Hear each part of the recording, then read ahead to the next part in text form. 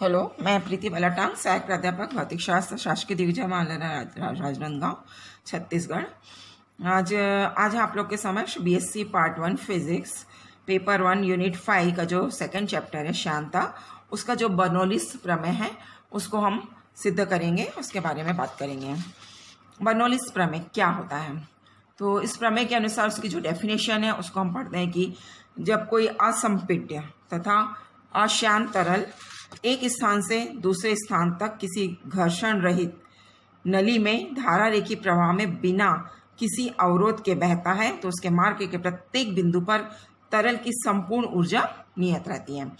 अब इसके बारे में हम चर्चा कर चुके थे असंपिड और अशांत तरल इसके पहले वाले वीडियो लेक्चर में।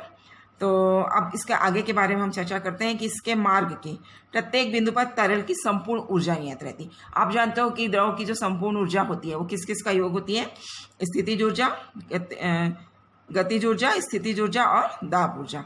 तो ये तीनों का जो योग है वो कैसा है? कांस्टेंट है।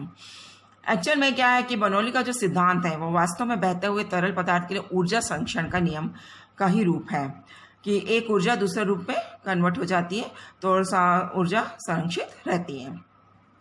अब इसमें यहाँ पर अपन देखें तो गतिज ऊर्जा कितनी है? Half mv² plus mgh plus pv बराबर कांस्टेंट। अगर इसको इकाई आयतन के लिए अगर हम निकालते हैं तो इसका हम किससे डिवाइड करेंगे? v से डिवाइड करेंगे तो m/v मात्रा अपॉन आयतन बराबर घनत्व। तो ये हो जाता है हाफ ρv² प्लस m/v हो गया रो gh प्लस pv, v से डिवाइड करोगे तो p बराबर कांस्टेंट। इसको हम गतिक दाब कहते हैं और इस दो पोर्शन है जो p प्लस रो gh जिसको स्थैतिक दाब भी कहा जाता है।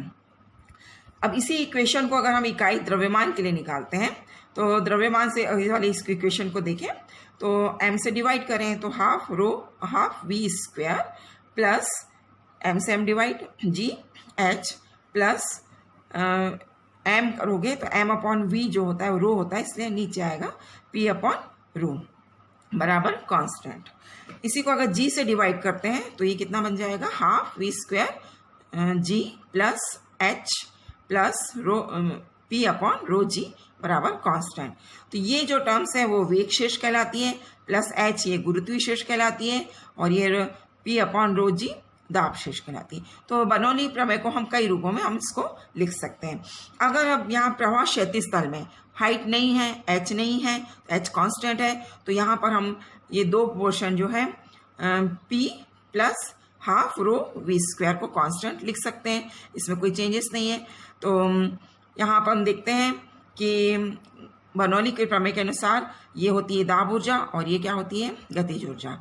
तो गतिज ऊर्जा और दाब ऊर्जा का योग कैसा है? कांस्टेंट है। इसका मतलब है कि गतिज ऊर्जा अगर ज़्यादा है तो दाब ऊर्जा कम होगी और दाब ऊर्जा ज़्यादा है तो गतिज ऊर्जा कम होगी। तो जहाँ पर दाब अधिक होता है वहाँ वेलोसिटी कम होती है और जहाँ दाब ज़्यादा कम होता है वहाँ कम होता है तो वेलोसिटी ज़्यादा होगी।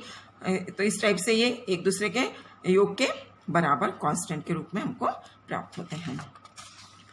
अब इसको प्रूफ करने के लिए हम इसमें देखते हैं कि एक असमान परिच्छेद वाली नली है। यहाँ इसका एरिया ज़्यादा है, यहाँ एरिया कम है और नली में क्या है? दो घर्षण रहित पिस्टन C और D लगाए गए हैं। इसके बीच में कोई असंपिड और अशांत द्रव धारा रेखी प्रवाह में बह रहा है। मान लेते हैं कि जब नीचे के पिस्टन C को आगे बढ़ाया जाता है, V1 चाल से आगे की ओर बढ़ाया जा रहा है, तो ऊपर का पिस्टन D आगे की ओर V2 चाल से चला था। इसका कारण क्या है? जब हम इसको फोर्स लगा रहे हैं, धक्का दे रहे हैं, तो यहाँ से कुछ द्रव आगे की ओर जाएगा। यही आगे की ओर जो द्रव आगे की ओर जाता है वो पिस्टन पर एक बल लगाएगा और पिस्टन को आगे की ओर खिसकाएगा। तो मान लेते हैं कि नीचे का पिस्टन C का अनुप्रस्थ क्षेत्रफल A1 है और ऊपर का पिस्टन का क्षेत्रफल है A2 और नीचे का जो द्रव का दाब है वो P1 है और नली ऊपर में नली का जो दाब है वो P2 है। अब देखते हैं हम कि नीचे वाले से पिस्टन C पर जो हम एक फोर्स लगा रहे हैं P1, ठीक है, तो ये फोर्स इसके क्रिया की प्रतिक्रिया द्रव द्वारा संतुलित होगा। मतलब ये द्रव भी एक फोर्स लगाएगा, द्रव द्वारा लगाया गया फोर्स और पिस्टन द्वारा लगाया फोर्स आपस में क्या होंगे, संतुलित होंगे। तो F1 किसके बराबर होगा, P1 A1 के बराबर होगा, इसके द्वारा संतुलित होगा। अब द्रव द्वारा यहाँ पर पिस्टन पर फोर्स लगा रहा है, तो द्रव कितना फोर्स लगाएगा, P2 A2। तो ये किसके, पिस्टन पर लगने वाले फोर्स क्रिया की प्रतिक्रिया के कारण इन दोनों बल कैसे होंगे, आपस में बराबर होंगे, तो इसको वो संतुलित करता है। यदि अगर हम पिस्टन C को T सेकंड चला रहे हैं, अगर यहाँ पर हम देखें कि पिस्टन C को अगर हम T सेकंड चलाते हैं, तो T सेकंड चलाने पर वो कितना दूरी विस्थापित होगा, या उसका द्रव कितना दूरी तक विस्थापित होगा, V1T दूरी तक वो विस्थापित हो रहा है। और ऊपर की नली में ये जो द्रव है वो कितना विस्थापित हो रहा है, V2T दूरी तक विस्थापित हो रहा है। अब चूंकि नीचे से विस्थापित द्रव का आयतन अगर हम निकालें कि यहाँ से कितना आयतन जा रहा है, तो कितना होगा इसका मान, V1T दूरी तय कर रहा है तो दूरी हो गया, ठीक है।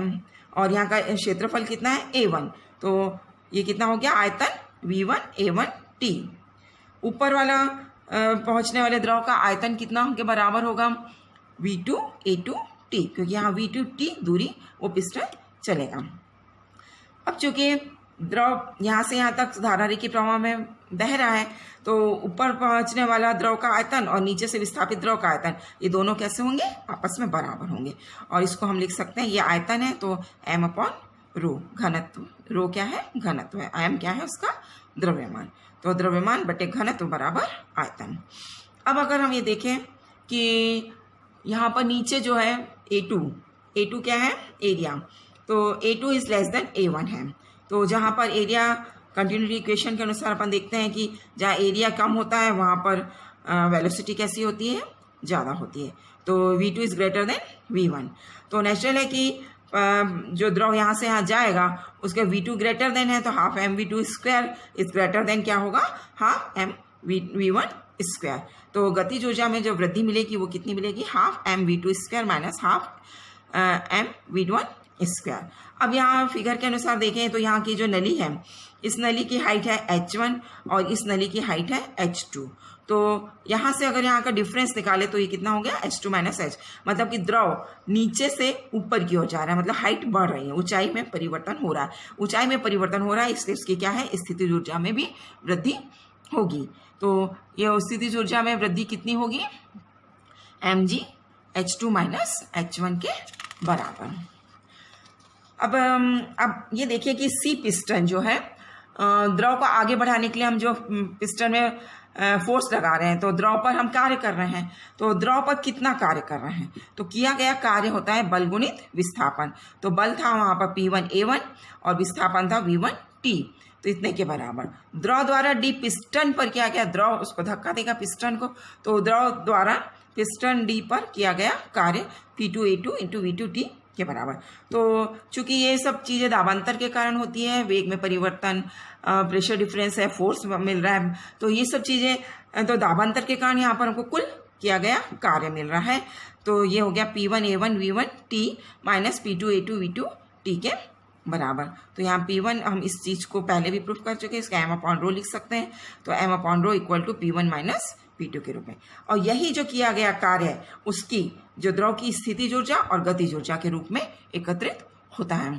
तो द्रव पर कुल किया गया कार्य इक्वल टू स्थितिज ऊर्जा प्लस गतिज ऊर्जा के योग के बराबर। तो P1 माइनस P2, तो यहाँ से रो को हम ले लें, m कैंसिल हो गया, ρ/2 V2 square minus V1 square, ρg h2 minus h1। इसको हम 1 के टर्म्स और 2 के टर्म्स में लिख सकते हैं। P1 plus half rho V1 square plus rho g H1 equal to P2 plus half rho V2 square plus rho g H2। इसको जनरलाइज फॉर्म में लिख सकते हैं, P plus half rho V square plus rho g H equal to constant. इसलिए ये जो हमने शुरू में देखा था कि ये एकांक आयतन की दाब ऊर्जा है, गतिज ऊर्जा है और स्थितिज ऊर्जा है, ये कितने तीनों का योग कैसा है, कांस्टेंट है, और यही बर्नौलीज का प्रमेय है। Thank you.